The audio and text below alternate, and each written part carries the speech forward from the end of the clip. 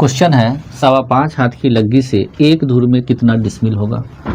तो लग्गी के आधार पर डिसमिल का मान ज्ञात करने का एक महत्वपूर्ण सूत्र दिया हुआ है कि डिसमिल बराबर धूर गुने लग्गी स्क्वायर बटा 193.6।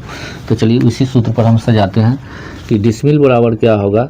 तो डिसमिल बराबर धूर गुने लग्गी स्क्वायर। तो धूर का मान कितना धूर का मान ज्ञात करना है। तो एक धूर का मान ज्ञात करना है। तो एक गुने लग्गी स्क्वायर। तो लग्गी की लंबाई कितना है 5.25 हाथ, यानी 5.25 हम कैसे लिखेंगे। तो 5.25 का स्क्वायर अब बटा कितना। तो 193.6 बराबर कितना। इसको हम विस्तार से भी लिख सकते हैं। जैसे एक गुने क्या कर सकते हैं 5.25 को हम 2 बार गुना कर देंगे। कितना 5.25 गुने 5.25 अब बटा में कितना। तो 193.6।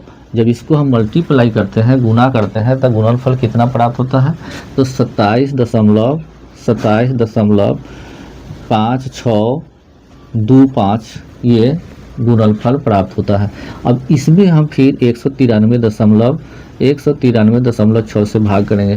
तो जब इसमें इतना से जब भाग करते हैं तो भागफल कितना प्राप्त होता है।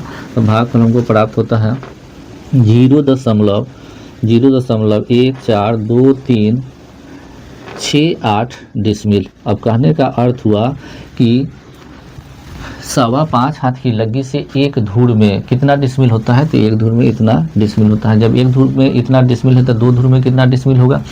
तो सिर्फ इसमें 2 से गुना कर देंगे, मल्टीप्लाई कर देंगे। अगर कहा कि 3 धूर में 5.25 हाथ की लग्गी से 3 धूर में कितना डिसमिल होगा तो सिर्फ इसमें 3 से मल्टीप्लाई कर देना है। अब जानते हैं कि 1 पैसा में 5 लाई, तो 5 पैसा में कितना लाई। तो 25 लाई होगा। इतना जानते ही हैं आप, इससे ज़्यादा हम चर्चा नहीं करेंगे। धन्यवाद।